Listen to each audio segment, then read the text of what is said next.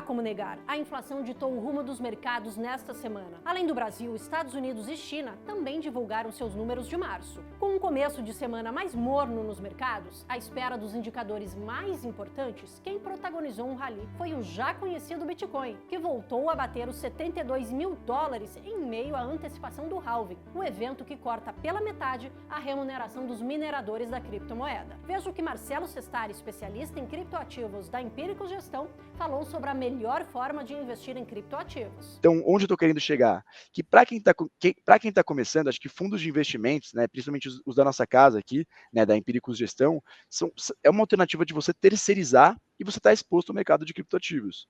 E aí o grande ponto o fundo de investimento, ele tem uma gestão de portfólio muito profissional, que às vezes você fazendo por conta própria, você acaba perdendo um momento. Então, por exemplo, a gente tem 15 criptoativos dentro dos nossos fundos, só que a gente olhou o mercado, saiu algum tipo de atualização, algum tipo de informação, onde um desses 15 a gente acha que não está fazendo mais tanto sentido investir, por questão de momento, de narrativa, enfim, diversas questões, e a gente acaba fazendo uma realocação. Você fazendo essa gestão por conta própria, às vezes você pode não ter visto essa notícia, você pode não ter acompanhado e acabar não fazendo essa movimentação, o que é muito perigoso dependendo de quanto você tem essa exposição no portfólio, entendeu? Então, assim, para quem está começando, acho que o fundo de investimento é a alternativa mais simples, entendeu? Mais fácil. Por aqui, o IPCA mostrou dados comportados, melhores do que o esperado, inclusive, subindo 0,16% em março, de 0,83% em fevereiro. Com isso, a inflação dos últimos 12 meses cai para 3,93%, ou seja, dentro do intervalo de tolerância definido pelo Conselho Monetário Nacional para a meta da inflação, que para 2024 é de 3%. Além disso, os dados positivos do varejo mostraram que as vendas em fevereiro subiram 1% com taxas positivas em 6 das 8 atividades pesquisadas. Para Larissa Quaresma, isso mostra uma recuperação importante do setor. Com certeza, o varejo teve um primeiro bimestre aí do ano bem surpreendente. Foi a primeira vez desde meados de 2022, ou seja, há quase 2 anos, que a gente não tem 2 meses consecutivos de alta nas vendas do varejo.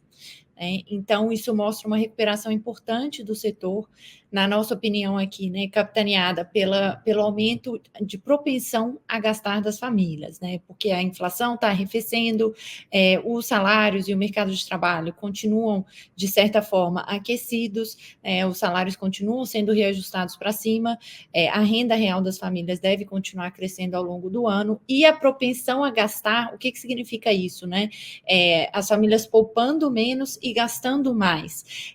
A propensão a gastar, ela está melhorando. Quando a gente teve esse período aí dos últimos 2 anos, foi um período de desalavancagem das famílias, foi um período que as famílias precisaram poupar para pagar as dívidas, diminuir a inadimplência, enfim, quitar aí o que estava devendo para os bancos e para as instituições financeiras.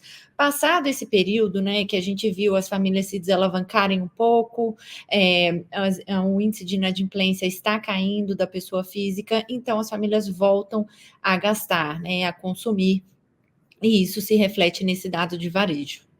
Mas não se engane, o que poderia ser um bom presságio para a Bolsa Brasileira acabou desaparecendo. O CPI, acima do esperado lá nos Estados Unidos, acabou rapidinho com a festa do Ibovespa, que chegou a flertar com os 130 mil pontos.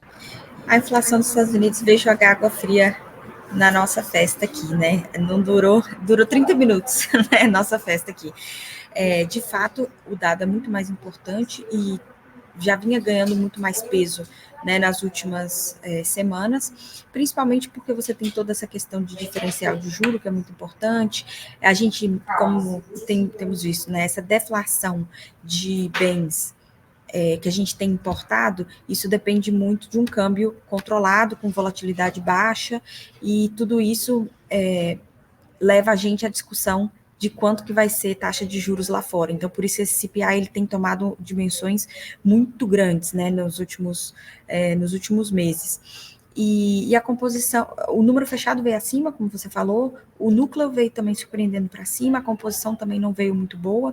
Se você olhar o supernúcleo, que é o que o Banco Central americano costuma olhar e comentar bastante, que é quando você tira os mais voláteis, mas tira também a parte de aluguéis, você vai ver esse supernúcleo dessazonalizado, anualizado, ele está rodando acima de 8%. É uma inflação muito alta, né? Então fica muito difícil de você fazer um cenário muito forte de queda de juros lá fora quando você tem esses níveis de núcleo contaminando a inflação. Este foi o terceiro mês consecutivo de inflação elevada e coloca ainda mais dúvida para os cortes nas taxas deste ano, não só lá, mas por aqui também, já que a economia norte-americana forte se mostrou uma preocupação para o Banco Central brasileiro. Se na maior economia do mundo a preocupação é com a inflação alta, na segunda maior é justamente o contrário, é com a inflação baixa. Os dados da China vieram decepcionantes, uma vez que a demanda continua fraca. A inflação ao produtor anualizada na China engatou seu 18º mês seguido de queda em março, enquanto os preços ao consumidor mostraram alta de apenas 0,1% ante o mesmo mês de 2023. Isso tende a manter o Xi Jinping e sua tropa sob pressão para lançarem mais estímulos à economia chinesa, que já vem intensificando a flexibilização das regras para as compras de imóveis. Nessa esteira, quem se deu bem foi o minério de ferro, que teve forte recuperação e ajudou o desempenho das ações da Vale. Confira o que disse o analista Henrique Cavalcante sobre o atual momento da companhia. A companhia passou por um burburinho ali de governança corporativa, saiu o conselheiro, o Bartolomeu deve ficar, que é o atual CEO, deve ficar até o final desse ano, mas o novo CEO será decidido antes disso, provavelmente aí nos próximos meses.